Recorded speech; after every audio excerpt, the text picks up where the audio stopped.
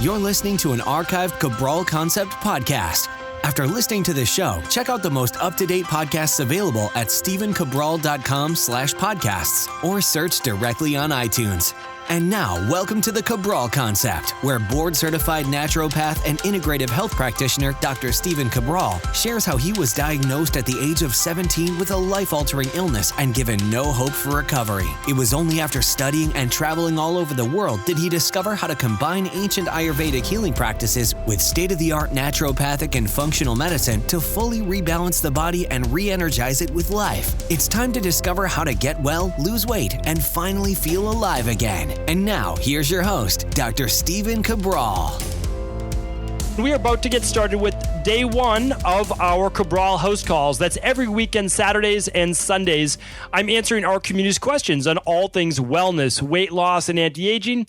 These questions come in from our community, people who write in at stephencabral.com/ask Cabral. Once the questions are submitted there, they take about maybe 2 to 3 weeks to answer, but we do make sure that we get to every one of your questions. We are happy to do that. It's a service that I love to provide for people that I may not get to work with in my own private practice, and that can be by Skype or it can be in person. And I know for the majority of people that that's not going to happen, but I believe then the next best thing is how can we answer everyone's questions from a standpoint of, okay, not just conventional medicine, not just naturopathic medicine, not just Ayurvedic, and not just from traditional Chinese medicine, whatever it might be, but really look at the best of the best. Because I've said it before and I will continue to say it again, I do not have a dog in this race, a horse in this race.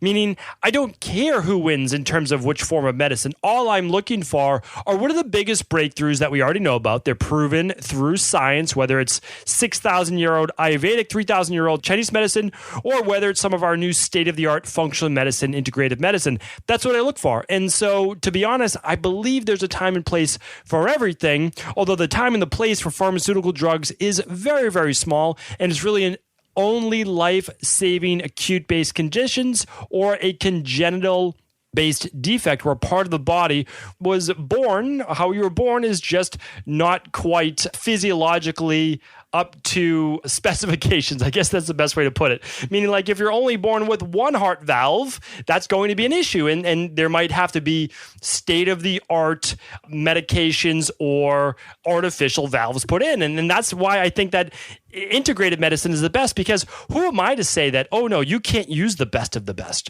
You can't use something that was just created in 2017. It has to always have been known, for the past couple thousand years. I disagree with that.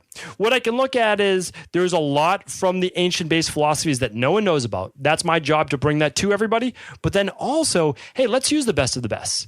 If stem cells or genetic editing becomes that advanced that we can get rid of a lot of the disease that people have to deal with, I'm okay with that, because my job is to make sure that people don't have to suffer, but not to eliminate those symptoms from an acute-based perspective to a short-term perspective where we're just giving things to kind of palliate those symptoms as underneath at a deeper level they're getting worse. That's not the goal.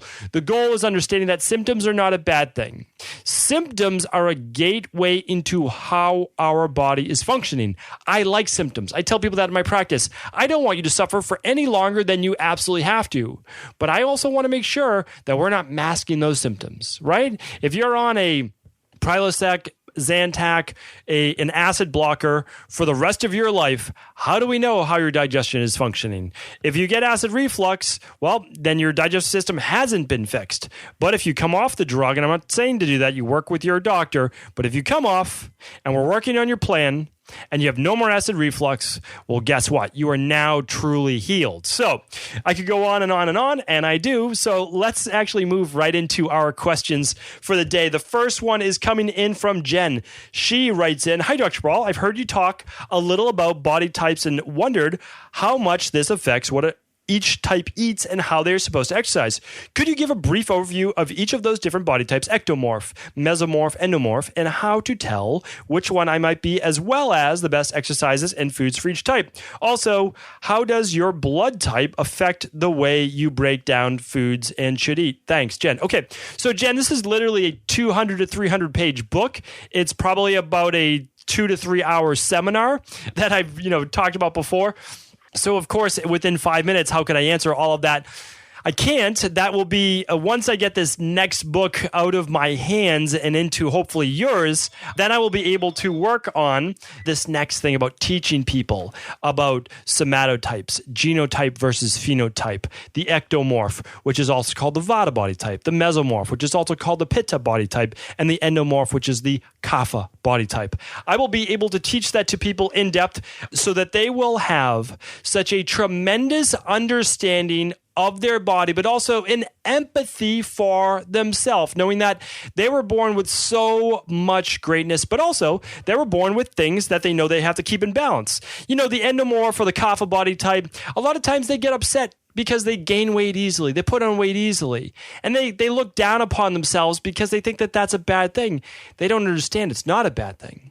That thing which causes them to gain weight also allows for a truly long life, the best immunity, the best hair, the best skin, the best nails. That is the endomorph body type. They have to balance a lot of things like the highs, the high blood sugar, the high blood pressure, the high cholesterol. They have to balance those things because they are an anabolic body type that builds and accumulates and holds water and all of these things.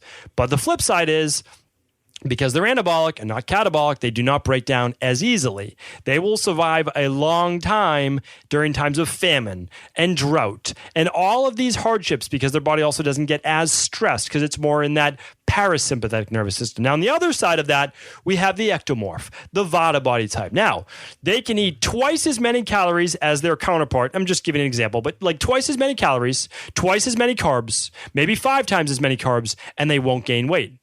And the reason is they are on the other side of the spectrum. Their metabolism is revved up all day long. So yes, they stay lean. But what happens? Well, they're more prone to anxiety, to burnout, to adrenal fatigue, to chronic fatigue. All of those things because their body can't slow down. They can be an insomniac. A kapha body type, really difficult for a kapha or an endomorph to not be able to fall asleep. They can fall asleep anytime, anywhere. Their head hits the pillow and they're right to sleep. My brother, he has more endomorphic body type. Now, he's not overweight. He's in great shape. But I always remember the joke was growing up and all 3 of us boys slept in the same room. It was like a 10 by 10 room. And it was pretty hilarious. He would literally fall asleep within maybe 10 seconds of his head hitting the pillow. His head may not have even hit the pillow when he was asleep. It was amazing.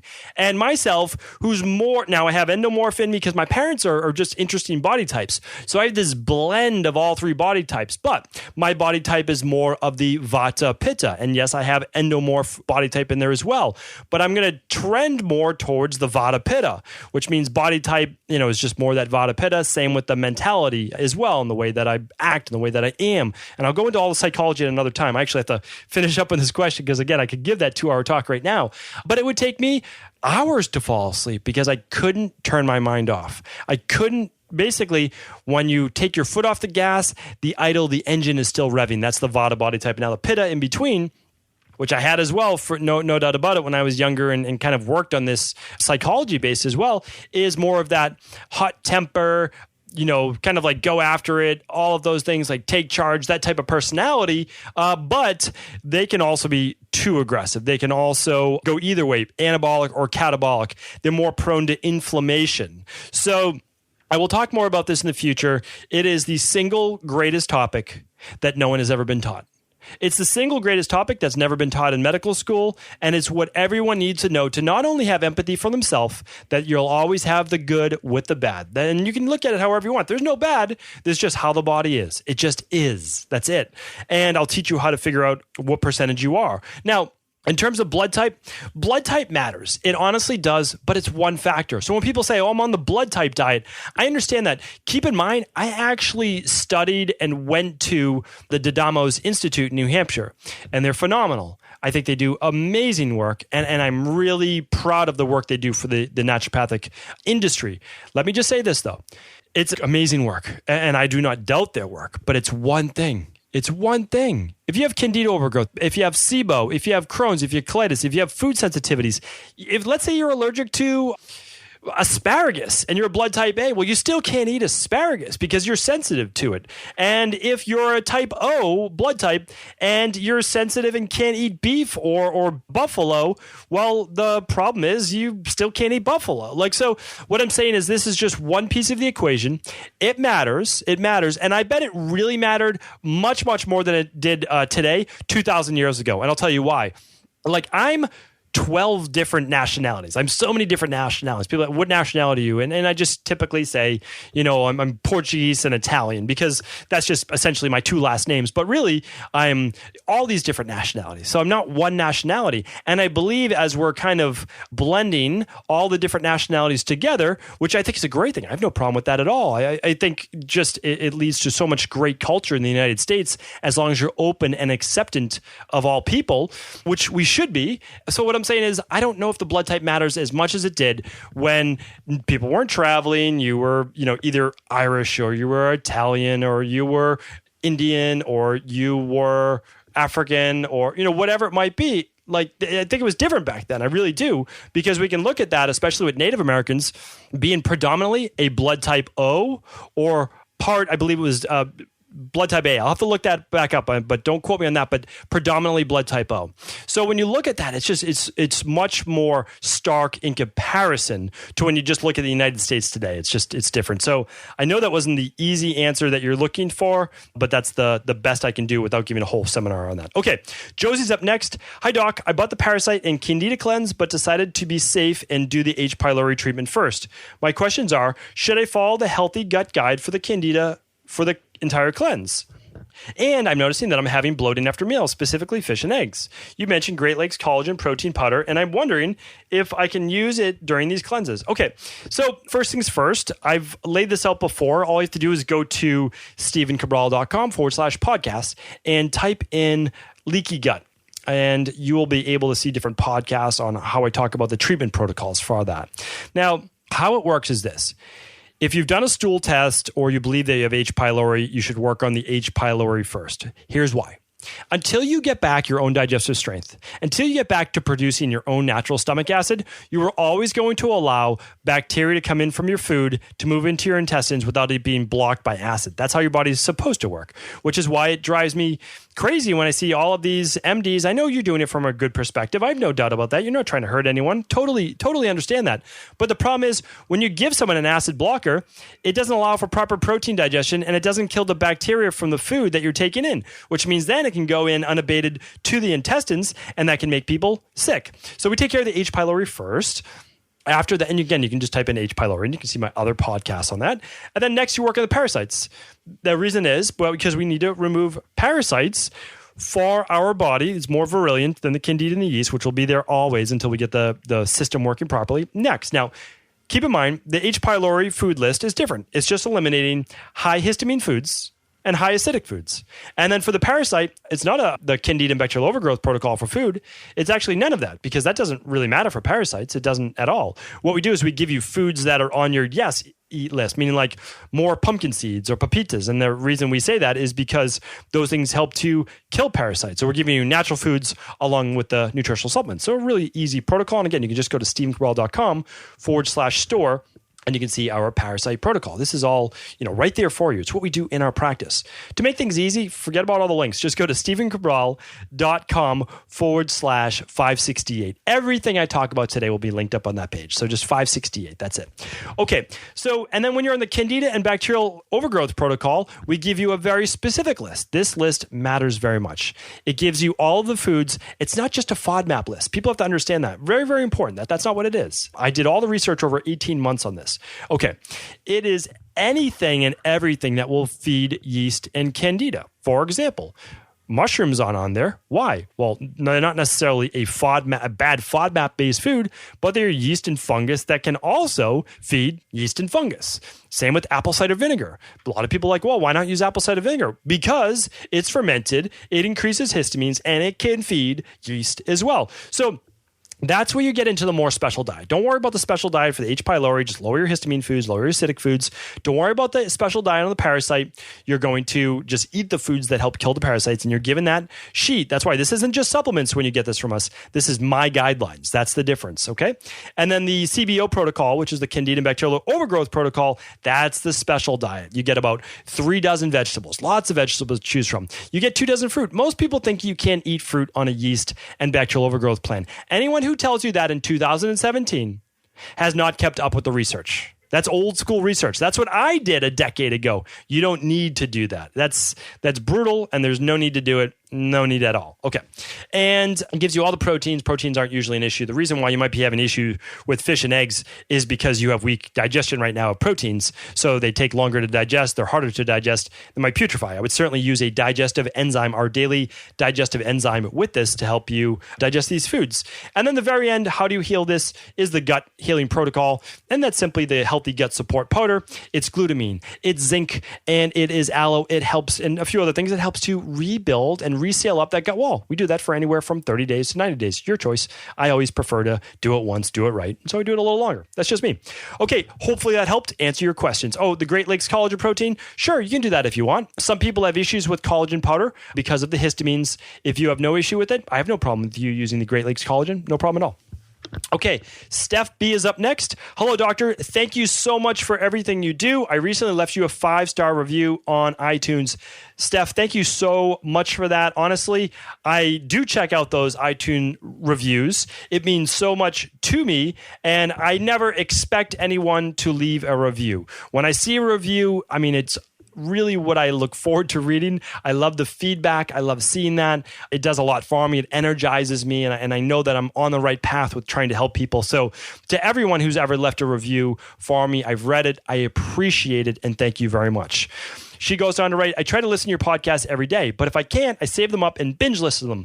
I'm very grateful to you. In April of 2016, my best friend suffered a severe concussion. She was in the middle of moving to a new home, and while cleaning a small crawl space, her husband came up behind her and startled her. She raised up with much vigor and slammed her head. She has brain scans and other tests that come up with nothing. She was told that there's no cure for the concussion. Chiropractor visits, acupuncture have helped, but her headache, flare with stress and activity, heat, wine, and even certain sounds. She's miserable most of the time. Some days she cannot even get out of bed. She is married, mother of 3 young children, and not even 40. Recently confided me that sometimes she doesn't feel like her life is, that she feels like her life is over. My heart is broken. I looked through your prior podcast, but didn't see anything on concussions. Please, doctor, any advice or suggestions from my friend? Okay. This is a terrible, terrible incident, and I'm sorry that your friend had to go through that. And you as a friend, obviously, you're kind of suffering a little bit, not obviously to her extent, but suffering a little bit, seeing her in this way because it's kind of like a shell of your friend, and it's not how she used to be. I think there's really good news, though. And the good news is that she can recover from this. I know it's been about 1.5 years or so right now. And sometimes it can take a while. It really can. Here's why I think that this is good news. What you wrote to me: stress, a lot of activity, heat, wine, sounds. We'll take the signs just for a second, but those first 3, all of those things create more inflammation. Think about heat. Think about when something gets hot. Think about like the doorways or doors in your home. What happens? It expands, right? Heat expands and cold constricts. It's a very, very important point to look at. I always look for clues, and I ask some of the most random questions when I'm working with people privately. And the reason, sometimes I always tell people, I'm going to probably ask you some questions that you may seem strange.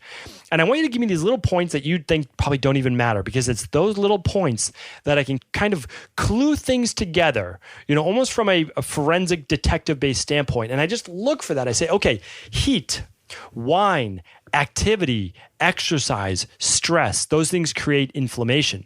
Inflammation, not just bodily wise, expansive brain too, causes pain. So what do we need to do?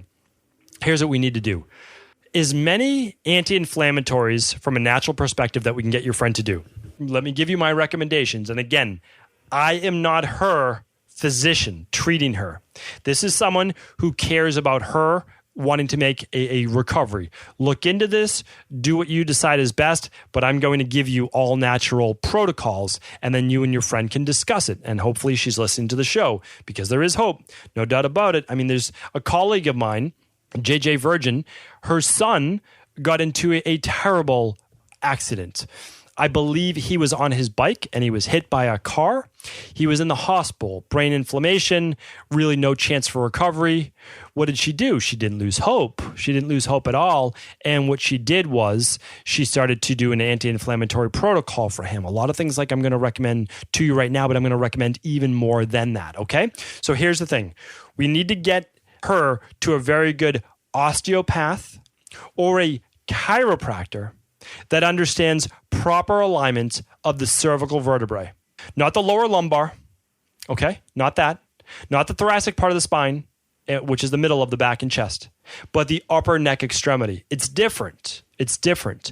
We need to look at that. We need to look at it from a postural assessment wise as well. We need to make sure there's no what's called cervical flexion where the chin is very far forward. We need to make sure that there's no subluxations of the spine. I'm sure she's done that. Just seek out the very best of the best osteopath that has worked with these specific conditions before. Okay, keep doing acupuncture.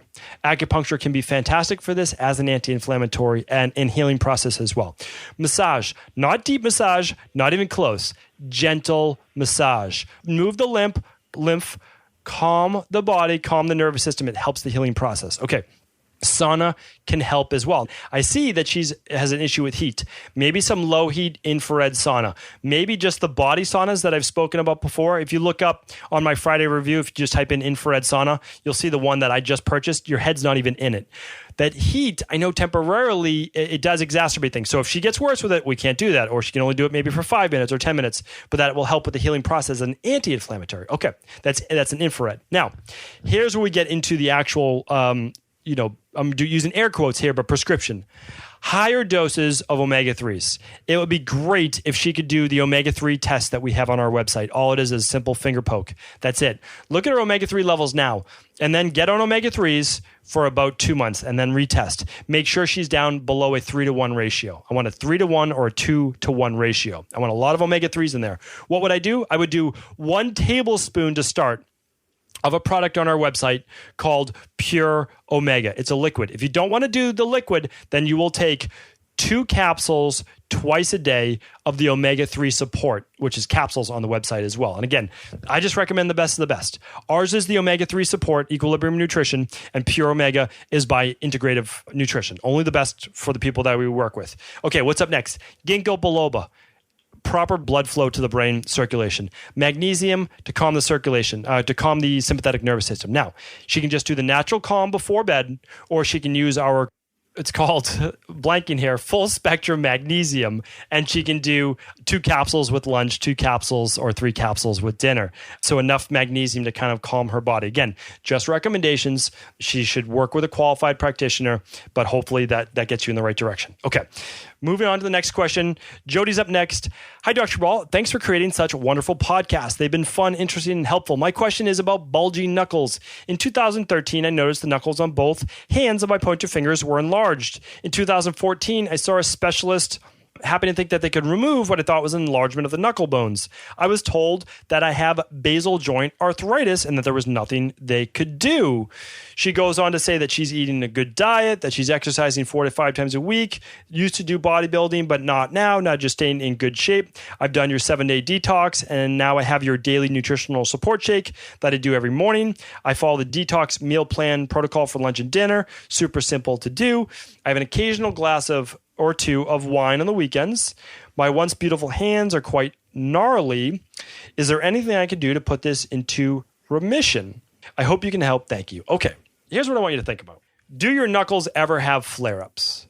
Meaning, when you drink wine on the weekend, do your knuckles get worse that next day? Because if they do get worse that next day, well, we know then there's an exacerbation of most likely something going on in the gut. There's a flare-up of that. So I want you to look at that. If you eat bread or you have alcohol, do your knuckles get worse that next day? Yes or no? And if they do, well, then you should probably be doing the candida or bacterial overgrowth protocol. I'm going to break it down a little bit easier. And the other part is this. If you have any nightshades, you can just type in nightshades to my podcast show. I believe, I'm not sure if it's called, it might even be called like deadly foods that cause inflammation, is how I might have titled it. But those are eggplant and tomatoes and peppers. And if those things cause a flare-up, then you can have an issue with nightshades. That's very common with arthritis, especially of the knuckles.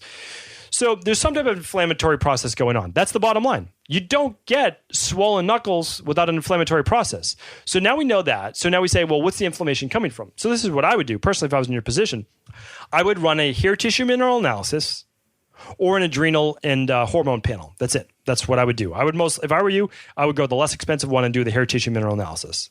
And I would also run the organic acids test.